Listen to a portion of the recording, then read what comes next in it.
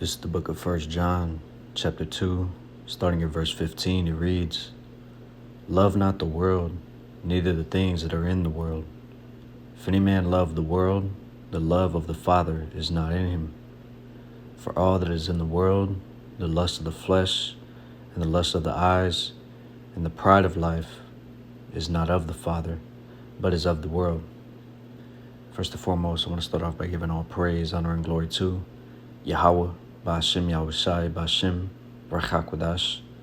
Double honors to the apostles and the elders of Great Millstone, who taught us his truth and who do well, as well as peace, blessings, and many salutations to the election, as well as the sincere believers in general, both men, women, and children.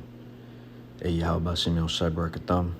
Lord, willing, this lesson is edifying unto you and yours. All right, and I wanted to open with this 1 John 2, directly tying into the lesson. Who in their right mind would be prideful? All right, who in their right mind would be prideful against Yahweh Ba'ashem Yahushai? Okay, and the point is, a lot of our people, all right, you look at the masses in general, of all nations, and the thing is, they're not in their right mind. Okay, and they claim to confess, all right, like it talks about in Titus, the first chapter, I believe the 16th verse. They profess that they know the Most High, but in their works, all right, they deny him, being abominable, disobedient, all right, and unto every good work, reprobate, all right. So they're completely clean and contrary to Yahweh Ba'ashem Yahushai, although they proclaim to believe in God, all right, love Jesus, all right, so on and so forth. And I was doing a Google search, all right, because really the point of the lesson is going into pride. And, I simply typed in on Google pride, and you can guess and imagine, knowing what month we're in, all right, here in June, okay, all the various different type of images that popped up, all right, pertaining unto this month, all right, the theme for this month as the world has declared it, all right. And these people are in for a very rude awakening, okay. Now I'm going to jump to my next precept in the book of Proverbs, chapter 16, and verse 18. It reads, "Pride goeth before destruction, and an haughty spirit before a fall." All right. So pride, man, goeth before destruction. And these sodomites have taken one of the Heavenly Father's covenants, all right, the rainbow, and made it into this thing that's just, it's disgraceful, all right. And there is a judgment coming for that, all right. Bear with me.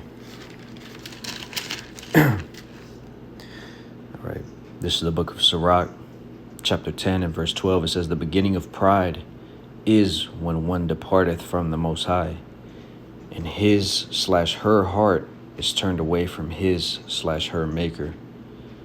For pride is the beginning of sin, and he that hath it shall pour out abomination." Right? So, it's telling, man. This speaks volumes. It doesn't need a breakout. For pride is the beginning of sin, and he that hath it shall pour out abomination. And that's what these people are oozing out, all right? Abominable acts, abominable words, all right? Just in every good work, reprobate, all right? It says, "And therefore the Lord brought upon them strange calamities and overthrew them utterly," all right? This world is clean, contrary to Yahweh Ba'ashem Yahushai, all right? Why? They love the world, the things they're in. They're filled with the pride of life and the lust of the eyes and the lust of the flesh. All right. But we, on the other hand, are doing our best to stay honed in and focused on the end goal. All right. Staying, continually dealing within the prophecies. All right. Focused on what's to come, rather than what is. These people are very narrow-minded, at the end of the day. These people are very single-minded. All right, simple is the way that Proverbs, the first chapter, put it. And Proverbs, the first chapter, also goes into, with their simplicity and their hate of knowledge, all right, and their refusal to turn back to the Heavenly Father, although He stretched out His hand, that there's a sore destruction coming unto them for that, all right?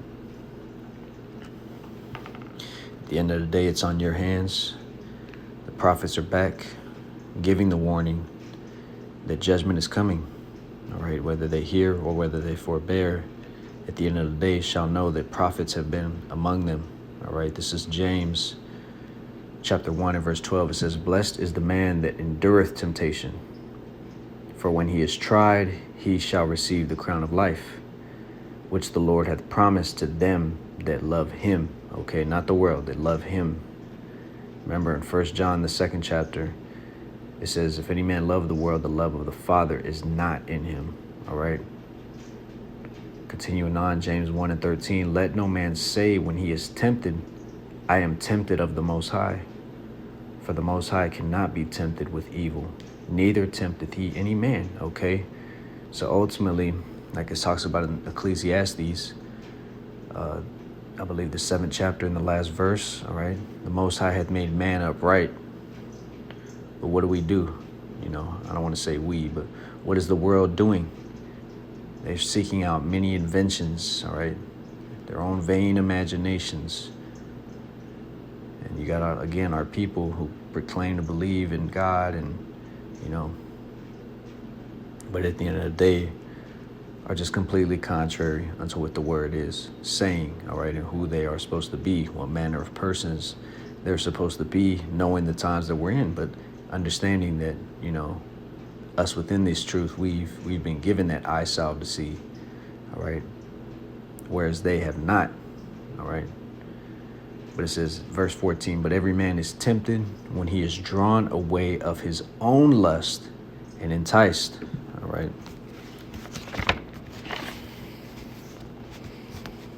You see, so ultimately, obedience and adherence and humility, being in a state of humility and being humble at the end of the day is not a part of these people's arsenal. No, it's arrogancy, pride, ignorance, blissful ignorance at that.